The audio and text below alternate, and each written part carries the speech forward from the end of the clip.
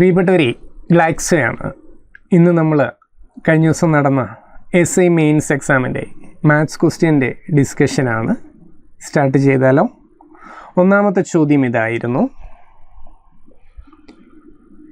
2000 ഒരു സാധനത്തിൻ്റെ വില 25% വർദ്ധിച്ചു. 2001 അത് 40% വർദ്ധിച്ചു. 2002 30% കുറയുകയാണ് ചെയ്തത്.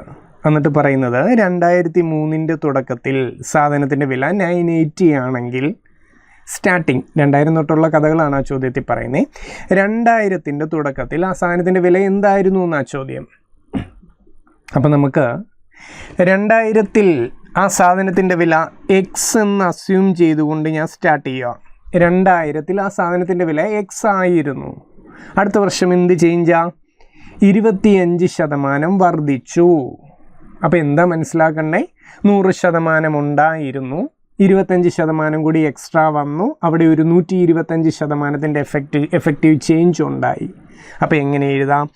X × 125% എന്ന് എഴുതാം. ഓക്കെ ആണോ? അടുത്ത വർഷം 40%ൻ്റെ വർധനവാ. ഇതേ പാറ്റേണിൽ ചിന്തിച്ചാൽ അതിനെ എങ്ങനെ എഴുതാം? 140% എന്ന് എഴുതാം. മൂന്നാമത്തെ വർഷം എന്താ അവിടെ സംഭവിച്ചേ?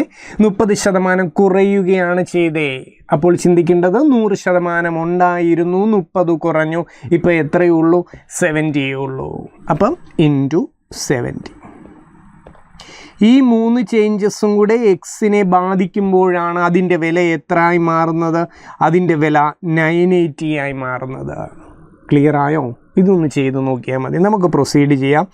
X × 125% എന്ന് പറഞ്ഞാൽ 125/100 × 140/100 × 70/100ൻ്റെ വാല്യൂ ആണ് 980.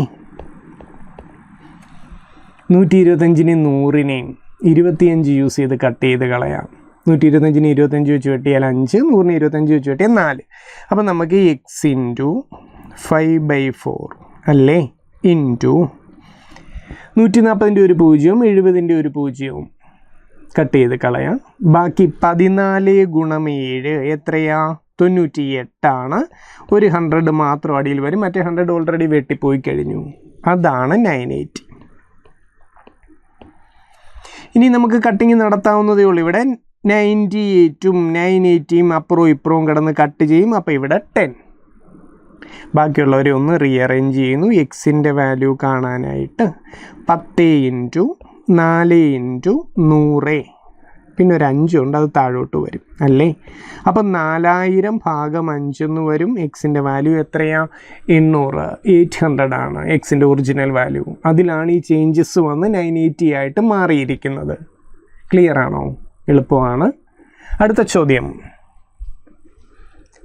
50 കിലോമീറ്റർ ഓട്ടത്തിൽ ഒരു അത്ലറ്റ് ആദ്യത്തെ 20 കിലോമീറ്റർ 5 km/h സ്പീഡിലും, അടുത്ത 14 കിലോമീറ്റർ 7 km/h സ്പീഡിലും, അടുത്ത 16 കിലോമീറ്റർ 8 km/h സ്പീഡിലുമാണ് ഓടിയത്. ശരാശരി വേഗതയാണ് കാണേണ്ടത്. ശരാശരി വേഗത, ആവറേജ് സ്പീഡ് കാണാനുള്ള ഷോർട്ട് കട്ടൊക്കെ അറിയാം. പക്ഷേ ആ ഷോർട്ട് കട്ടൊക്കെ അപ്ലൈ ചെയ്യണമെന്നുണ്ടെങ്കിൽ ആ വ്യക്തി സഞ്ചരിച്ച ദൂരം സെയിം ആയിരിക്കണം. ഇവിടെ സഞ്ചരിച്ച ദൂരം സെയിം ഒന്നുമല്ല. അപ്പം ഡയറക്റ്റ് മെത്തേഡിൽ തന്നെ കണ്ടുപിടിക്കേണ്ടതുണ്ട്. അപ്പോൾ നമുക്ക് നോക്കാം. തന്നിരിക്കുന്ന കാര്യങ്ങൾ ഞാനൊന്ന് എഴുതുവാണ്. ഡിസ്റ്റൻസിനെ പറ്റിയുള്ള കാര്യങ്ങൾ പറയുന്നുണ്ട്, സ്പീഡിനെ പറ്റിയുള്ള കാര്യങ്ങൾ പറയുന്നുണ്ട്. എന്തൊക്കെയാണ് പറയുന്നത്? ആദ്യത്തെ 20 കിലോമീറ്റർ അയാൾ ഏത് സ്പീഡിൽ പോയി? 5 km/h സ്പീഡിലാണ് പോയത്. അടുത്ത 14 കിലോമീറ്റർ അയാൾ 7 സ്പീഡിലാണ് പോയത്. 7 km/h വേഗതയിലാണ് അയാൾ സഞ്ചരിച്ചത്. പിന്നെ പറയുന്നത് പിന്നെയുള്ള ബാക്കിയുള്ള 16 കിലോമീറ്റർ അയാൾ 8 സ്പീഡിലും സഞ്ചരിച്ചു. ഡിസ്റ്റൻസിനെയും സ്പീഡിനെയും പറ്റി പറഞ്ഞ പാരാമീറ്റേഴ്സ് എല്ലാം എഴുതി വെച്ചു. ഞാൻ ചോദിക്കട്ടെ, ഡിസ്റ്റൻസും സ്പീഡും അവൈലബിൾ ആണെങ്കിൽ എന്ത് കണ്ടുപിടിക്കാൻ പറ്റും? സമയം കാണാൻ പറ്റും. 20 കിലോമീറ്റർ ദൂരം 5 സ്പീഡിൽ 5 km/h വേഗതയിൽ സഞ്ചരിച്ചാൽ ആ യാത്രയ്ക്ക് എത്ര സമയം എടുക്കുമെന്ന് ചോദിച്ചാൽ ഡിസ്റ്റൻസ് ഡിവൈഡഡ് ബൈ സ്പീഡാണ് ടൈം. 20/5 4 മണിക്കൂർ ആ യാത്രയ്ക്ക് എടുത്തു. ഇനി സെക്കൻഡ് ഫേസിൽ 14 കിലോമീറ്റർ ദൂരം 7 സ്പീഡിൽ പോയാൽ എത്ര സമയം എടുക്കുമെന്ന് ചോദിച്ചാൽ 14/7 2 മണിക്കൂർ എടുത്തിട്ടുണ്ട്. തേർഡ് കേസിൽ 16 കിലോമീറ്റർ ദൂരം 8 സ്പീഡിൽ അപ്പോൾ ആ യാത്രയ്ക്ക് എത്ര സമയം എടുത്തു എന്ന് ചോദിച്ചാൽ 16/8 2 മണിക്കൂർ. ഇത്രയും ഓക്കെ ആണോ? ഇനി ഒന്ന് ചിന്തിക്കുക, ആകെ യാത്ര ചെയ്ത് എത്ര കിലോമീറ്റർ ആണ്? ആകെ എത്ര കിലോമീറ്റർ ട്രാവൽ ചെയ്തു? 50 കിലോമീറ്റർ യാത്രയാണെന്ന് ഓൾറെഡി പറയുന്നുണ്ട്. അതിന് എത്ര സമയമെടുത്തു? 8 മണിക്കൂർ എടുത്തു. 4 2 6 2 8. അപ്പോൾ 50 കിലോമീറ്റർ ദൂരം 8 മണിക്കൂർ കൊണ്ട് സഞ്ചരിച്ചു എന്ന് മനസ്സിലായി. നമുക്ക് ആവറേജ് സ്പീഡാ കാണണ്ടേ. ആകെ സഞ്ചരിച്ച ദൂരത്തിനെ ആകെ എടുത്ത സമയം കൊണ്ട് ഹരിച്ചാൽ മതി. അപ്പോൾ 50/8. ക്ലിയറായോ? 25/4 എന്ന് വരും. 6.25 km/h നമ്മുടെ ആൻസർ. ഓക്കെ ആണോ? അത്രയും കാര്യങ്ങൾ എളുപ്പമുള്ള ചോദ്യമാണ്. ഡയറക്റ്റ് മെത്തേഡ് ചെയ്തെടുക്കാവുന്നതേ ഉള്ളൂ. ബുദ്ധിമുട്ടിക്കുന്ന കാര്യങ്ങളൊന്നും അവിടെ ഇല്ല. അടുത്ത ചോദ്യം, എക്സും വൈയും പ്രതിവർഷം യഥാക്രമം 2.5 ലക്ഷം രൂപയും 5 ലക്ഷം രൂപയും നിക്ഷേപിച്ച് ഒരു ബിസിനസ് ആരംഭിച്ചു. ഒരു വർഷത്തിന് ശേഷം എക്സ് ഒരു 2 ലക്ഷം കൂടെ എക്സ്ട്രാ ഇട്ടിട്ടുണ്ട്. അതേസമയം വൈ ബിസിനസ്സിൽ 1 ലക്ഷം പിൻവലിക്കുക ചെയ്തത്. നമുക്കറിയേണ്ടത് 2 വർഷം കഴിയുമ്പം ടോട്ടൽ ലാഭം 6.6 lakhs ആണെങ്കിൽ ഓരോരുത്തരുടെ ലാഭം എത്ര എന്ന് അറിയേണ്ടത്. ഓക്കെ ആണോ? അപ്പോൾ ഈ ഒരു ചോദ്യത്തിൽ ശ്രദ്ധിക്കേണ്ട കാര്യം, ഇത് പാർട്ണർഷിപ്പാണ്, ബിസിനസ് പാർട്ണർഷിപ്പാണ്. അതിലുപരി കോമ്പൗണ്ട് പാർട്ണർഷിപ്പിൻ്റെ ചോദ്യമാണ്. എന്ന് പറഞ്ഞാൽ ടൈം കോൺസ്റ്റൻ്റ് ആയിട്ട് നിൽക്കുന്നില്ല. ആദ്യം തൊട്ട് അവസാനം വരെ ഡെപ്പോസിറ്റ് ചെയ്ത എമൗണ്ട് കോമൺ ഒന്നുമല്ല, മാറിക്കൊണ്ടിരിക്കുക. അപ്പോൾ ഓരോരുത്തരെയായിട്ട് നമുക്കൊന്ന് നോക്കാം. എക്സിൻ്റെ കഥ ആദ്യം ഒന്ന് ആലോചിച്ച് നോക്കി. ഇങ്ങനെ ചിന്തിക്കുക, എക്സ് 2.5 ലക്ഷം രൂപ ഡെപ്പോസിറ്റ് ചെയ്തു. ആദ്യത്തെ 1 വർഷം നമുക്കത് യൂസ് ചെയ്യാൻ പറ്റി. ഓക്കെ ആണോ? പിന്നെന്താ പറയുന്നത്? 1 വർഷത്തിന് ശേഷം 2.5 കൂടി ആഡ് ചെയ്തു. അപ്പോൾ 1 വർഷത്തിന് ശേഷം, അപ്പോൾ ആദ്യത്തെ വർഷം 2.5 ഇട്ട് അത് മറക്കണ്ട. അതിൻ്റെ കൂടെ 2.5 കൂടി ഇട്ടു. അപ്പം ടോട്ടൽ അടുത്ത വർഷം നമ്മുടെ കയ്യിൽ നമുക്ക് യൂസ് ചെയ്യാവുന്ന 5 lakhs. 2.5 കൂടെ ചേർന്ന് 5 ലക്ഷമാണ് അടുത്ത 1 വർഷം നമുക്ക് യൂസ് ചെയ്യാൻ പറ്റുന്നത്. ഓക്കെ ആണോ? അപ്പോൾ എക്സിൻ്റെ എഫക്റ്റീവ് ഇൻവെസ്റ്റ്മെൻറ്റ് എത്രയാണെന്ന് ചോദിച്ചാൽ 2.5 × 1 × 5 × 1 എത്രയാത്? 7.5 lakhs ആണ്. 7.5 ലക്ഷം രൂപയാണ് അയാളുടെ എഫക്റ്റീവ് ഇൻവെസ്റ്റ്മെൻറ്റ്. ഇൻവെസ്റ്റ്മെൻറ്റിനെ ടൈം പീരീഡ് കൊണ്ട് ഗുണിച്ചു, അത്രയും ഞാനവിടെ ചെയ്തോളൂ. അതേപോലെ വൈയുടെ കഥയൊന്ന് ആലോചിച്ചേ. വൈയെപ്പറ്റി എന്താ പറയുന്നത്? വൈ 5 ലക്ഷമാണ് ആദ്യത്തെ വർഷം ഇട്ട്. ആ 5 ലക്ഷവും ആദ്യത്തെ വർഷം എനിക്ക് ഉപയോഗിക്കാം. പിന്നെ എന്താ സംഭവിച്ചേ? 1 ലക്ഷം പിൻവലിച്ചു. 5 ലക്ഷം ഉണ്ടായിരുന്നു, അതിൽ നിന്ന് 1 ലക്ഷം പിൻവലിച്ചു എന്ന് പറഞ്ഞാൽ പിന്നെ അവിടെ 4 ലക്ഷമേ അടുത്ത വർഷം നമുക്ക് അവൈലബിൾ ആയിട്ടുള്ളൂ. അപ്പം വൈയുടെ എഫക്റ്റീവ് ഇൻവെസ്റ്റ്മെൻറ്റ് എത്രയാണെന്ന് ചോദിച്ചാൽ അത് 9 ലക്ഷമാണെന്ന് മനസ്സിലാക്കാം. ക്ലിയർ ആയോ? അപ്പം നമുക്ക് എക്സിൻ്റെയും വൈൻ്റെയും ഇൻവെസ്റ്റ്മെൻറ്റ് റേഷ്യോ ഒന്ന് കാണരുതോ? X/Y കണ്ടുപിടിക്കാവുന്നതേ ഉള്ളൂ അല്ലേ? X/Y കാണാൻ എക്സിൻ്റെ വില 7.5 ആണ്, വൈൻ്റെ വാല്യൂ 9 ആണ്. എത്ര വെച്ച് വെട്ടിക്കളയാം?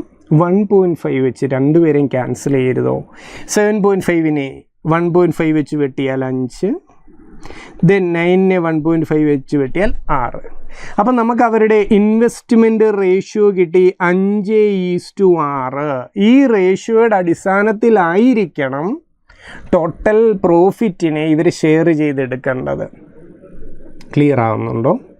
എന്ന് പറഞ്ഞാൽ 5ഉം 6ഉം 11 ഭാഗമായിട്ട് തിരിക്കണം. അതിൽ 5 ഭാഗമാണ് എക്സിന് കിട്ടേണ്ടത്. 11 പാർട്ടായിട്ട് തിരിച്ചതിൽ 5 പാർട്ട് എക്സിന് കിട്ടണമെന്നാണ് അതിൻ്റെ മീനിങ്. അതിൽ 6 പാർട്ട് വൈക്കും കിട്ടണം. അപ്പോൾ എക്സിൻ്റെ ഷെയർ എത്രയാണെന്ന് ചോദിച്ചാൽ ആകെ ഷെയർ ചെയ്യാനുള്ള തുക എത്രയാ? 6.6 lakhs ആണ്. 6,60,000 ആണ്. അതിൻ്റെ എത്ര കിട്ടണം എക്സിന്?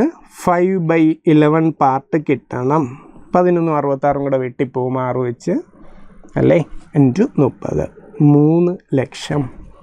അപ്പോൾ നമുക്ക് മനസ്സിലായി എക്സ് എന്നയാൾക്ക് 3 ലക്ഷം രൂപയാണ് ആ പ്രോഫിറ്റിൽ നിന്ന് കിട്ടേണ്ടത്. അപ്പം വൈയുടെ കഥയൊന്ന് പറഞ്ഞേ. വൈക്ക് 6.6 ആണ് ടോട്ടൽ. 11 ഭാഗമായിട്ട് തിരിച്ചതിൽ 6 ഭാഗം അയാൾക്ക് കിട്ടണം, വൈക്ക് കിട്ടേണ്ടതുണ്ട്. 11 66 എഗെയിൻ കട്ടായി ഇപ്പോൾ 6 വെച്ച് 6 × 6 36. അപ്പോൾ എത്ര കിട്ടും? 3.6 lakh ആണ് വൈക്ക് കിട്ടേണ്ടത്. ഒരാൾക്ക് എക്സിന് 3 ലക്ഷം രൂപയും വൈക്ക് 3,60,60,000 രൂപയാണ് കിട്ടേണ്ടത്.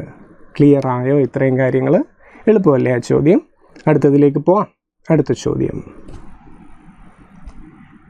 മണിക്കൂറിൽ 64 കിലോമീറ്ററും മണിക്കൂറിൽ 46 കിലോമീറ്ററും വേഗതയിലാണ് ഒരേ ദിശയിൽ സഞ്ചരിക്കുന്ന 2 വാഹനങ്ങൾ 2 മിനിറ്റിനുള്ളിൽ പരസ്പരം പാസ് ചെയ്യുന്നു.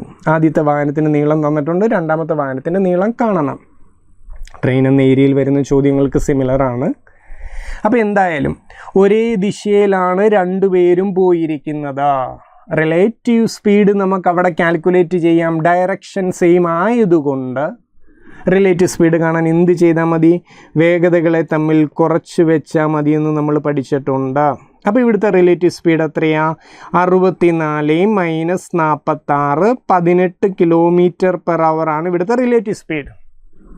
ശ്രദ്ധിക്കേണ്ട കാര്യം, ചോദ്യത്തിൽ വാഹനത്തിൻ്റെ നീളമൊക്കെ മീറ്ററിലാണ് തന്നിരിക്കുന്നത്. അപ്പോൾ ഈ km/h മീറ്റർ/സെക്കൻഡിലോട്ട് മാറ്റിയാൽ കാൽക്കുലേഷൻ എളുപ്പമായിരിക്കും. 18 km/h എത്ര മീറ്റർ/സെക്കൻഡ് ആണെന്നറിയാൻ എന്ത് ചെയ്താൽ മതി? 5/18 കൊണ്ട് ഗുണിച്ചാൽ മതി എന്ന് നമുക്കറിയാം. അപ്പോൾ ഇവിടുത്തെ റിലേറ്റീവ് സ്പീഡ് എത്ര എന്ന് ചോദിച്ചാൽ, ആപേക്ഷിക വേഗത എത്ര എന്ന് ചോദിച്ചാൽ 5 മീറ്റർ/സെക്കൻഡ് ആണെന്ന് മനസ്സിലാക്കാം.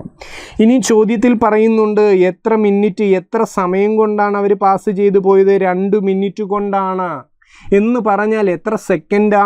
2 മിനിറ്റ് എന്ന് പറഞ്ഞാൽ 120 സെക്കൻഡാണ്. കാര്യങ്ങൾ ഓക്കെ ആണോ? സ്പീഡും അവൈലബിൾ ആണ്, സമയവും അവൈലബിൾ ആണ്. ഡിസ്റ്റൻസ് കാണാവുന്നതേ ഉള്ളൂ. ഡിസ്റ്റൻസ് കാണാൻ സ്പീഡ് ഇൻറ്റു ടൈം ചെയ്താൽ മതി. സ്പീഡായ 5നെ സമയമായ 120 കൊണ്ട് ഗുണിക്കുന്നു. 600 മീറ്ററാണ് ടോട്ടൽ ഡിസ്റ്റൻസ്. ഇനി എന്താ മനസ്സിലാക്കണ്ടേ? ഈ 600 മീറ്റർ എന്ന ടോട്ടൽ ഡിസ്റ്റൻസ് എന്താണ്? 2 വാഹനത്തിൻ്റെയും നീളങ്ങൾ കൂട്ടിവെക്കുന്നതാണ്. 600 മീറ്റർ എന്ന് നമുക്ക് കിട്ടിയ ടോട്ടൽ ഡിസ്റ്റൻസ് ആദ്യത്തെ വാഹനത്തിൻ്റെ നീളമായ 150നൊപ്പം രണ്ടാമത്തെ വാഹനത്തിൻ്റെ നീളം കൂട്ടിവെക്കുന്നതാണ്. അപ്പോൾ രണ്ടാമത്തെ വാഹനത്തിൻ്റെ ലെങ്ത് എത്ര എന്ന് ചോദിച്ചാൽ 600 മീറ്റർ മൈനസ് 150 മീറ്റർ. ആൻസർ എത്രയാ? 450 മീറ്റർ. ക്ലിയർ ആയോ കാര്യങ്ങൾ? അടുത്ത ചോദ്യത്തിലേക്ക് പോയാലോ? ചോദ്യം ഇതാണ്. ഒരു ബക്കറ്റിൻ്റെ ആകൃതിയിലുള്ള ഒരു വാട്ടർ ടാങ്കിന് മുകളിൽ 50 സെൻറ്റിമീറ്റർ, താഴെ 32 സെൻറ്റിമീറ്റർ വ്യാസമാണ്, ഡയമീറ്ററാണ് തന്നിരിക്കുന്നത്. അതിൻ്റെ ടോപ്പ് മോസ്റ്റ് പോർഷനിലെ ഡയമീറ്റർ 50 സെൻറ്റിമീറ്ററും താഴെ 32 സെൻറ്റിമീറ്റർ. ഞാൻ ചോദിക്കട്ടെ, 50 സെൻറ്റിമീറ്ററാണ് ഡയമീറ്റർ എന്ന് പറഞ്ഞാൽ 25 സെൻറ്റിമീറ്റർ അതിൻ്റെ പകുതിയാണ് അതിൻ്റെ ആരം. ടോപ്പിലെ ആരം 25ഉം ബോട്ടം ഏരിയയിൽ ആരം എത്രയാ? 32ൻ്റെ പകുതി 16ഉമാണ്. ഇത്രയും കാര്യങ്ങൾ മനസ്സിൽ വരണം അത് വായിക്കുമ്പോൾ തന്നെ. പിന്നെ എന്താ പറയുന്നത്? ഹൈറ്റ് തന്നിട്ടുണ്ട്, 42 സെൻറ്റിമീറ്റർ ഉയരമുണ്ട്. ആ വാട്ടർ ടാങ്കിൻ്റെ കപ്പാസിറ്റി അറിയണം. ആ വാട്ടർ ടാങ്കിൻ്റെ ഷേപ്പ് നിങ്ങൾക്ക് ചിന്തിക്കാവുന്നേ ഉള്ളൂ. ഫ്രസ്റ്റമാണ് അല്ലേ? ആ ഷേപ്പിലാണ് അത് വരുന്നത്. അപ്പോൾ അതിൻ്റെ കപ്പാസിറ്റി അറിയാൻ വോളിയത്തിൻ്റെ ഇക്വേഷൻ എന്താ? നമുക്കറിയാം ഒരു കോണിൻ്റെയൊക്കെ വോളിയത്തിൻ്റെ ഇക്വേഷൻ 1/3 πr² ആണ്. അതേപോലെ തന്നെ 1/3 πh r² സ്ഥാനത്ത് capital R² plus small r² plus r × r. അത്രയേ ഉള്ളൂ. ആ ഇക്വേഷൻ ഒന്ന് ഫെമിലിയർ ആണെങ്കിൽ കംഫർട്ടബിളായിട്ട് ചെയ്യാവുന്നതേ ഉള്ളൂ. ചെയ്ത് നോക്കാം. എല്ലാവരും സബ്സ്റ്റിറ്റ്യൂട്ട് ചെയ്യാം. അപ്പോൾ ഞാൻ സബ്സ്റ്റിറ്റ്യൂട്ട് ചെയ്യുന്നു. 1/3 ഇൻറ്റു പൈ എത്രയാ? 22/7 ആണ്. ഹൈറ്റ് ചോദ്യത്തിൽ പറയുന്നുണ്ട് 42 ആണ്. ക്യാപിറ്റൽ ആർ എത്രയാ? ഞാൻ പറഞ്ഞു 50 ആണ് മുകളിലത്തെ ഡയമീറ്റർ. അപ്പോൾ അതിൻ്റെ പകുതി 25² പ്ലസ് 16² പ്ലസ് 25 ഇൻറ്റു 16. ഇനി ഒന്ന് നോക്കിയേ, 3 × 7 21. ഞാൻ പറയുന്നത് എൻ്റെ ഇതാണ്. 3 × 7 21ഉം ഈ 42ഉം കൂടെ വെട്ടിപ്പോവും അല്ലേ? അപ്പോൾ 2 മുകളിൽ വരും. അപ്പോൾ എന്ത് വന്നു? 2 × 22 44 ബ്രാക്കറ്റിൻ്റെ വെളിയിൽ വന്നു. ഇനി ബ്രാക്കറ്റിനകത്ത് ചെയ്യാം. 25ൻ്റെ സ്ക്വയർ 625, 16ൻ്റെ സ്ക്വയർ 256, 25 × 16 400 ആണെന്നും അറിയാം. അവരെ എല്ലാവരെയും കൂടെ കൂട്ടിയാൽ 44 × 625ഉം 256ഉം 400ഉം കൂടെ കൂട്ടിയാൽ 1281 അതിനെ ഒന്ന് ഗുണിച്ചാൽ ആൻസറായി. 1281നെ 44 കൊണ്ട് ഗുണിച്ചാൽ 56 364 centimetre cube. Unit centimetre Cuba. ചോദ്യം ഡിമാൻഡ് ചെയ്യുന്നുണ്ട് ആൻസർ ലിറ്ററിൽ തന്നെ വേണം. അതിന് എന്ത് ചെയ്യണം? സെൻറ്റിമീറ്റർ ക്യൂബിനെ ലിറ്ററിലേക്ക് കൺവെർട്ട് ചെയ്യേണ്ട ഒരു ജോലി കൂടി ബാക്കി. അതിനെന്ത് ചെയ്താൽ മതി? 1000 കൊണ്ട് ഹരിച്ചാൽ മതി. അപ്പോൾ എത്രയാണ് നമ്മുടെ ആൻസർ? 56.364 ലിറ്ററാണ് ആ പറയുന്ന വാട്ടർ ടാങ്കിൻ്റെ കപ്പാസിറ്റി. ക്ലിയർ ആയോ? ഡയറക്റ്റ് സബ്സ്റ്റിറ്റ്യൂഷൻ മാത്രമേ ഉള്ളൂ, ബുദ്ധിമുട്ടിക്കുന്ന കാര്യങ്ങളൊന്നും അവിടെ ഇല്ല. ഇക്വേഷൻ ഫെമിലിയർ ആയിരിക്കണം. അടുത്ത ചോദ്യത്തിലേക്ക് പോവാം. ചോദ്യം ഇതാണ്, കോഡിംഗ് ആണ്, എല്ലാം എടുത്ത് ചെക്ക് ചെയ്ത് സമയം കളയണമെന്നില്ല. നിങ്ങളൊന്ന് നോക്കി, കേരളയുടെ കെ കോഡ് ചെയ്തിരിക്കുന്നത് എങ്ങനെയാണ്? കെ കഴിഞ്ഞുള്ള എൽ, എം, എൻ ഇവരെ സ്കിപ്പ് ചെയ്തിട്ടാണ് ഒ എഴുതിയിരിക്കുന്നത്. ശരിയാണോ എന്നറിയാൻ ഒരു ലെറ്ററും കൂടെ ഒക്കെ നോക്കാം കേട്ടോ. ഇ എ ഒന്ന് നോക്കിക്കഴിഞ്ഞാൽ എഫും ജിയും എച്ചും 3 പേരെ, നെക്സ്റ്റ് 3 പേരെ സ്കിപ്പ് ചെയ്തിരിക്കുന്നു. അത് കഴിഞ്ഞാണ് ഐ എന്ന കോഡ് എഴുതിയിരിക്കുന്നത്.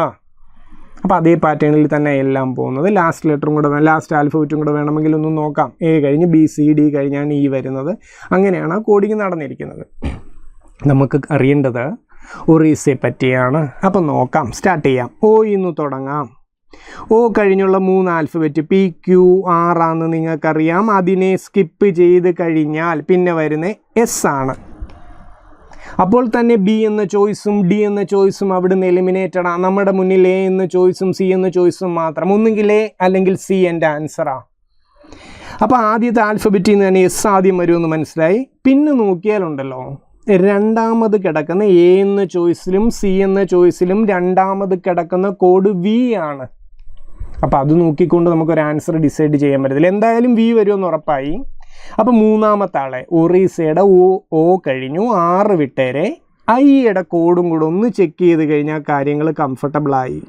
ഐയുടെ കോഡ് എന്താ? ഐ കഴിഞ്ഞൊരു 3 ആൽഫബറ്റ് സ്കിപ്പ് ചെയ്യട്ടെ. ജെയും കെയും എല്ലും സ്കിപ്പ് ചെയ്താൽ എം. അപ്പോൾ ഇത്രയേ ഉള്ളൂ. നമ്മുടെ ആൻസറിൻ്റെ ആദ്യം എസ് വരും, രണ്ടാമത്തെ ആളെ വിട്ടേരെ മൂന്നാമത്തെ ആൾ എം വരും. നമുക്ക് ഉറപ്പിക്കാം സി എന്ന ചോയ്സാണ് നമ്മുടെ ആൻസറിന്. ഈ ഒരു 2 ഓപ്ഷൻസ് എടുത്ത് ചെക്ക് ചെയ്താൽ തന്നെ നമുക്ക് പറയാവുന്നതേ ഉള്ളൂ. ക്ലിയർ ആയോ? അടുത്തതിലേക്ക് പോയിക്കോട്ടെ. അടുത്ത ചോദ്യം. എല്ലാം ചെക്ക് ചെയ്ത് സമയം കളയാൻ നിൽക്കരുത്, അതിന് മാത്രം സമയം നമുക്കില്ല. അടുത്ത ചോദ്യം. ഒരു കുടുംബച്ചടങ്ങിനിടെ ഒരു സ്ത്രീ ഒരു പുരുഷനെ ചൂണ്ടി പറയുന്നു, എൻ്റെ അമ്മ. അപ്പോൾ ഒരു സ്ത്രീ, ഞാനൊന്ന് എഴുതുക കേട്ടോ, ലേഡി. ഒരു സ്ത്രീ ഒരു പുരുഷനെ, ഒരു മാൻ, അയാളെ ചൂണ്ടിയിട്ട് പറയുവാണ്, എൻ്റെ അമ്മ, അവരുടെ മദർ, അവരുടെ അമ്മ അവൻ്റെ അമ്മയുടെ, ആ പറഞ്ഞ വ്യക്തി, ആ പുരുഷനാരോ അയാളുടെ അമ്മ. ക്ലിയർ ആയോ കണക്ഷൻ? വേണ്ട, ഈ പുരുഷൻ്റെ അമ്മയായത്. ആ അമ്മയുടെ ഏക മകളാണ് ആ സ്ത്രീയുടെ അമ്മ.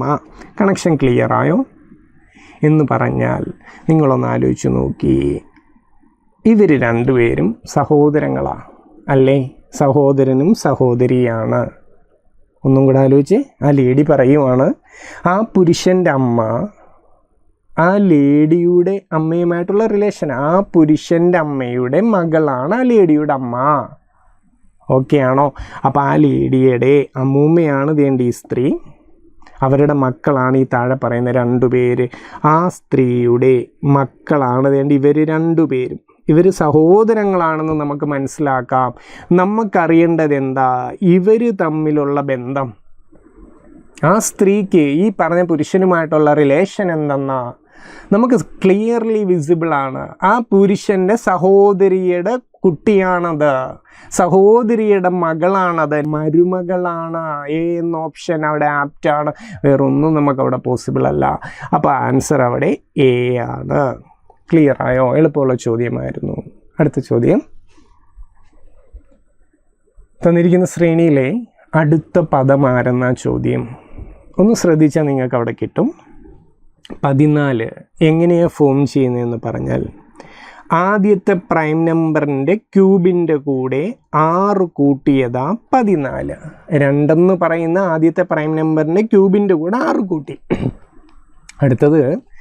അടുത്ത പ്രൈം നമ്പറായ 3ൻ്റെ ക്യൂബിൻ്റെ കൂടെ 7 കൂട്ടിയിരിക്കുകയാണ്. 27 + 7 34.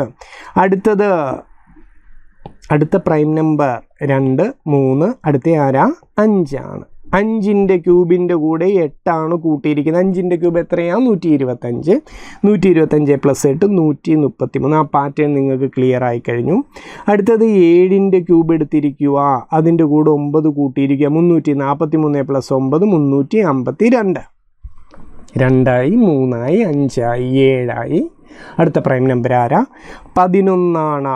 11ൻ്റെ ക്യൂബിൻ്റെ കൂടെ എത്രയാണ് കൂട്ടേണ്ടത്? 6, 7, 8, 9. നെക്സ്റ്റ് 10. 11ൻ്റെ ക്യൂബ് എത്രയാണ്? 1331 ആണ്. അതിൻ്റെ കൂടെ 10 കൂട്ടിയാൽ ആൻസറായി 1341. ക്ലിയർ ആയോ കുഞ്ഞുങ്ങളെ? ഓക്കെ ആണല്ലോ. അടുത്ത ചോദ്യം. MNO എന്നതൊരു നഗരത്തിലെ 3 പട്ടണങ്ങളാണ്. എമ്മിൽ നിന്ന് കിഴക്ക് 20 കിലോമീറ്ററും ഒയിന് തെക്ക് 15 കിലോമീറ്ററുമാണ്. എമ്മിന് തെക്കായിട്ട് 15 കിലോമീറ്ററിൽ കിടക്കുന്നതെന്നാണ്. ആ ചോദ്യത്തിന് ചെറിയൊരു ക്ലാരിറ്റി കുറവുണ്ട്.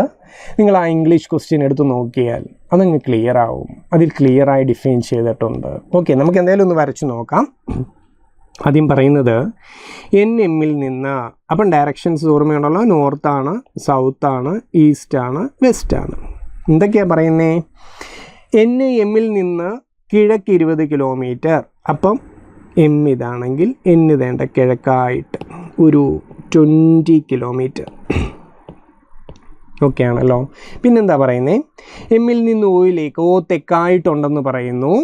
എമ്മിനെ ബേസ് ചെയ്ത് നോക്കുമ്പോൾ തെക്കാണ്. 15 കിലോമീറ്റർ മാറി തെക്കുണ്ട്. അപ്പോൾ ഒരു 15 കിലോമീറ്റർ മാറി ആരുണ്ട്? നമ്മുടെ ഓയുണ്ട്. 15 കിലോമീറ്റർ മാറി നിൽക്കുകയെന്ന് മനസ്സിലാക്കുക. എന്താ അറിയേണ്ടത്? എന്നും ഓയ്ക്കും ഇടയിലുള്ള ദൂരം എത്രയെന്ന്. അതേണ്ട ഈ ദൂരം എത്ര എന്നാണ് അറിയേണ്ടത്. നിങ്ങൾക്ക് അവിടെ ഒരു റൈറ്റ് ട്രയാങ്കിളിനെ കാണരുതോ? ആ റൈറ്റ് ട്രയാങ്കിളിലെ ഹൈപ്പോട്ന്യൂസ് കർണം എത്ര എന്നാണ് ചോദിച്ചിരിക്കുന്ന. പാദവുമുണ്ട്, ലംബവുമുണ്ട്. അപ്പം NO എന്ന് പറയുന്നത് ഹൈപ്പോട്ന്യൂസാണ്, കർണമാണ്. അതിൻ്റെ സ്ക്വയർ എന്ന് പറയുന്നത് ബേസിൻ്റെ സ്ക്വയർ എന്ന് വെച്ചാൽ 20ൻ്റെ സ്ക്വയർ + 15ൻ്റെ സ്ക്വയറിന് തുല്യമാണെന്നറിയാം. അപ്പോൾ NO എന്ന ആ ദൂരത്തിൻ്റെ സ്ക്വയർ 20ൻ്റെ സ്ക്വയർ 400, 15ൻ്റെ സ്ക്വയർ 225 എന്ന് വെച്ചാൽ 625. അപ്പോൾ NO എന്ന ആ ദൂരം എത്രയാണ്? 625ൻ്റെ റൂട്ട് 25 കിലോമീറ്റർ. ക്ലിയർ ആയോ? സിമ്പിൾ ചോദ്യമാണെന്നേ. ആ മലയാളം ക്വസ്റ്റ്യൻ പേപ്പറിന് ചെറിയൊരു ക്ലാരിറ്റി കുറവുണ്ട്. അത് ഇംഗ്ലീഷ് ഒന്ന് നോക്കിയാൽ നിങ്ങൾക്കത് ക്ലിയർ ആകും. അടുത്ത ചോദ്യത്തിലേക്ക് പോവാം. ചോദ്യം. ABC എന്നിവയാണ് ഒരു പ്രദേശത്തെ 3 സ്ഥാപനങ്ങൾ. Aയിൽ ഒരു 45. അപ്പോൾ Aയിൽ 45 മിനിറ്റ് കൂടുമ്പോൾ ഒരു ബെല്ലടിക്കുന്നുണ്ട്. Bയിൽ ഓരോ മണിക്കൂർ കൂടുമ്പോഴാണ് ബെല്ലടിക്കുന്നത്. സിയിൽ 2 മണിക്കൂർ കൂടുമ്പോഴാണ് ബെല്ലടിക്കുന്നത്. അപ്പം ഡിഫറെൻറ്റ് ടൈം ഇൻ്റർവെൽസിൽ നടക്കുന്ന 3 കഥകളാണ് നമ്മളോട് പറഞ്ഞിരിക്കുന്നത്. എന്നിട്ട് പറയുന്നു രാവിലെ 9 മണിക്ക് ഈ 3 ബെല്ലും ഒരുമിച്ച് മുഴങ്ങി. അപ്പം ഡിഫറെൻറ്റ് ടൈം ഇൻ്റർവെൽസിൽ നടക്കുന്ന കഥകൾ പറഞ്ഞിട്ട് അത് കോമൺ ആയിട്ട് ഒക്കർ ചെയ്യുന്ന ഒരു സമയം നമുക്ക് തരും. വീണ്ടും അതേപോലെ കോമൺ ആയിട്ട് എപ്പോൾ നടക്കുമെന്നാണ് അറിയേണ്ടത്. ക്ലിയർ ആണോ? ഇതിനു വേണ്ടി ഈ ഡിഫറെൻറ്റ് ടൈം ഇൻ്റർവെലിൻ്റെ LCM കാണുകയാണ് ആദ്യത്തെ ജോലി. അപ്പോഴും അവിടെ പ്രശ്നമുണ്ട്. ആ ടൈമുകൾ കിടക്കുന്ന ഡിഫറെൻറ്റ് യൂണിറ്റ്സിലാണ്. ചിലവർ മിനിറ്റിൽ, ചിലവർ മണിക്കൂറിൽ. അങ്ങനെ പറ്റില്ല. LCM കാണുന്നതിന് മുമ്പ് അവർ സെയിം യൂണിറ്റിലേക്ക് മാറണം. അപ്പം ഞാൻ എല്ലാവരും ഒരു യൂണിറ്റിലോട്ട് മാറ്റുന്നു. ആദ്യത്തെ ആൾ മിനിറ്റിൽ തന്നെ. 1 മണിക്കൂർ എത്ര മിനിറ്റാണ്? 60 മിനിറ്റാണ്. 2 മണിക്കൂർ എത്ര മിനിറ്റാണ്? 120 മിനിറ്റാണ്. അപ്പം നമുക്ക് ഇവരുടെ LCM ആണ് ആദ്യം കാണേണ്ടത്. 45 മിനിറ്റിൻ്റെയും 60 മിനിറ്റിൻ്റെയും 120ൻ്റെ LCM കാണണം. ഷോർട്ട് കട്ട് അറിയാലോ. വലിയ സംഖ്യ 120 ആണ്. 120നെ 45 വെച്ച് ഹരിക്കാൻ പറ്റില്ല. അപ്പം 120ൻ്റെ ഇരട്ടിയെ കൺസിഡർ ചെയ്യും. 240നെ വെച്ച് നോക്കും. 240നെ 45 വെച്ച് ഹരിക്കാൻ പറ്റില്ല. അപ്പം 120ൻ്റെ 3 മടങ്ങിനെ നോക്കണം. 120ൻ്റെ 3 മടങ്ങ് എത്രയും? 360. 360നെ 45 കൊണ്ടും ഹരിക്കാം, 60 കൊണ്ടും ഹരിക്കാം. അപ്പോൾ ഇവരുടെ LCM എത്രയെന്ന് ചോദിച്ചാൽ 360 മിനിറ്റാണ്. 360 മിനിറ്റ് എന്ന് പറഞ്ഞാൽ എത്ര മണിക്കൂറാണ്? 6 മണിക്കൂറാണ്. അപ്പോൾ ഇനി ഒരു 6 മണിക്കൂറും കൂടെ കഴിയുമ്പം ഈ ബെല്ലെല്ലാം ഒരുമിച്ചൊക്കെ ചെയ്യുമെന്നാണ് പറയുന്നത്. അപ്പം 9 മണിക്കാണ് ഇവരെല്ലാവരും കൂടെ ഒരുമിച്ചടിച്ചത്. ഇനി എപ്പോഴാണ് വീണ്ടും ഒരുമിച്ചടിക്കുന്നതെന്ന് ചോദിച്ചാൽ ഒരു 6 മണിക്കൂർ കഴിയണം. 9 മണിയിൽ നിന്ന് 6 മണിക്കൂർ കഴിഞ്ഞാൽ എപ്പോഴാണ് 3 മണിക്കൂർ കൂടെ ആകുമ്പം 12 പിന്നെ ഒരു 3 മണിക്കൂർ കൂടെ. അപ്പം വൈകിട്ട് 3 മണിക്ക് ഈ ബെല്ലെല്ലാം വീണ്ടും ഒരുമിച്ച് റിങ് ചെയ്യും. ക്ലിയർ ആയോ? അപ്പോൾ ഇത്രയും ചോദ്യങ്ങളാണ് ആ ക്വസ്റ്റ്യൻ പേപ്പറിൽ ഉണ്ടായിരുന്നത്. ഒരു ആവറേജ് ലെവലിന് എബോവ് ഉള്ള ക്വസ്റ്റ്യൻസ് ആയിരുന്നു. എല്ലാവരും അറ്റൻഡ് ചെയ്യുമെന്ന് പ്രതീക്ഷിക്കുന്നു. എല്ലാവരും ലിസ്റ്റിൽ ഉണ്ടാകട്ടെ എന്ന് പ്രാർത്ഥിക്കുന്നു. അപ്പം വീണ്ടും കാണാം. Okay, thank you.